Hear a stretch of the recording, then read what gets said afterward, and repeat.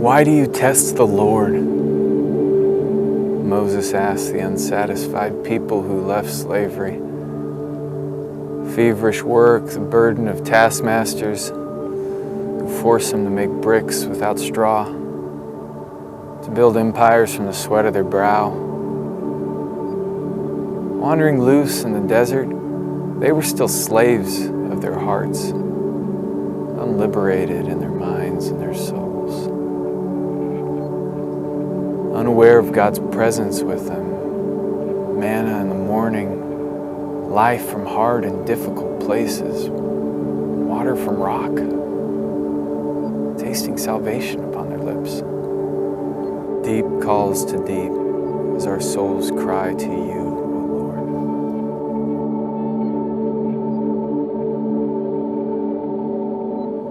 Asleep to the one who made earth and its seas, not being able to see the glory and the suffering, the hope and the pain. We strive to make sense of our turmoil and our toil, and we often miss the waters that are poured out around us and into us, and drinking in the presence of God. As we encounter the water at Jacob's well, depth echoes back, but we continue to thirst. For water is not dug from the work of our hands, to not drink from empty wells and broken cisterns that carry nothingness. In opening my eyes above these waters, I see my history in a pool of memories committed to filling my own cup and sustaining my own thirst. Trying to quench a parched soul with one person or another, with one thing or another. Coming back to the void and seeing myself just looking straight back. I've eaten bread from the labors of my hand, threshed through fields, cut my hands on thorns and thistles, land lashing back at me, exchanging one job for another. This labor without end, only to find eternal retirement in the very dirt that I've tilled. The waters that call us to this place come from eternal springs, flowing forth from a distant garden to feed fertile grounds that yield a harvest of plenty, to fill desert lands, to spring forth from the heart so that we might do the work of the one who sent us, work full and filling, sends us forward to our awaited future.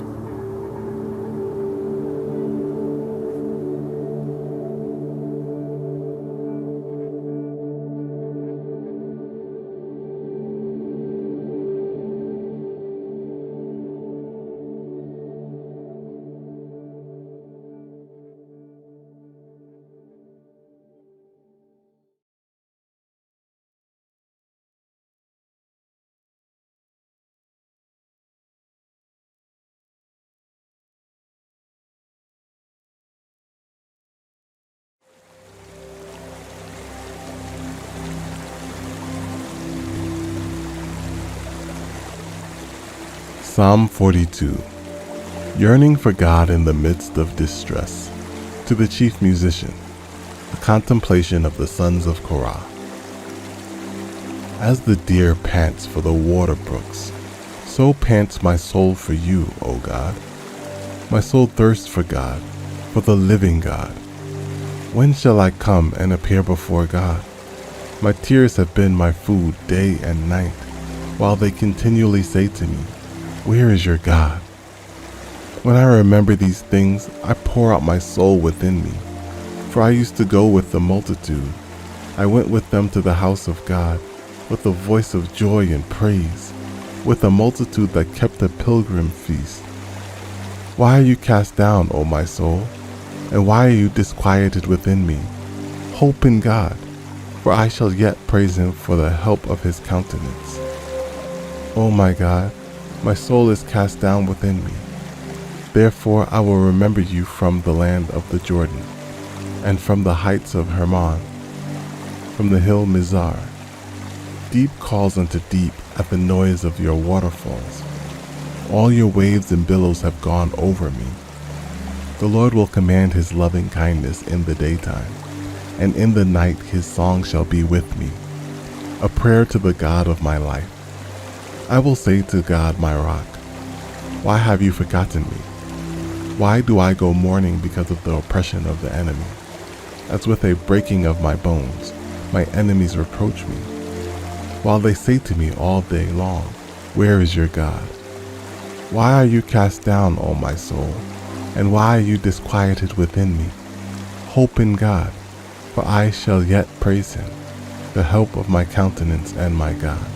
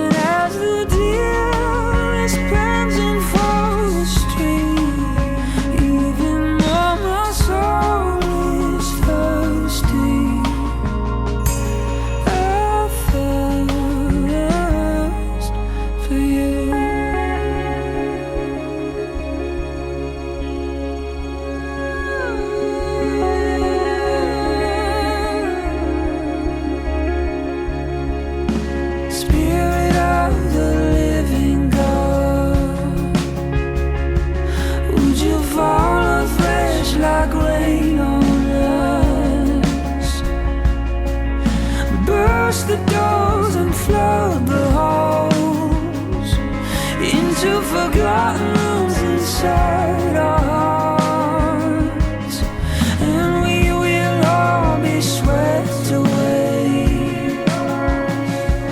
in the current of your love and grace.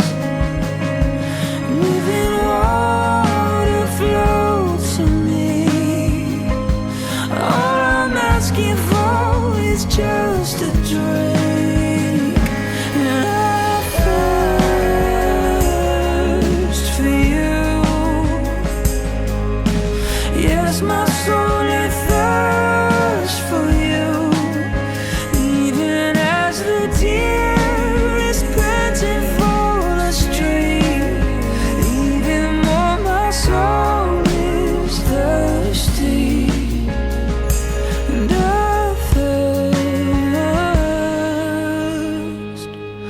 for you.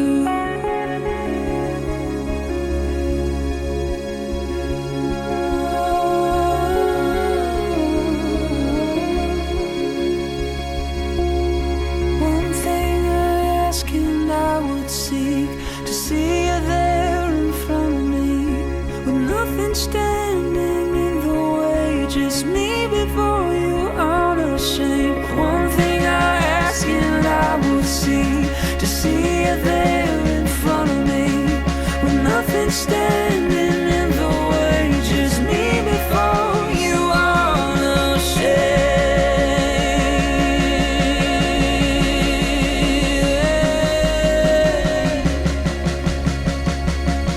Just me before you unashamed.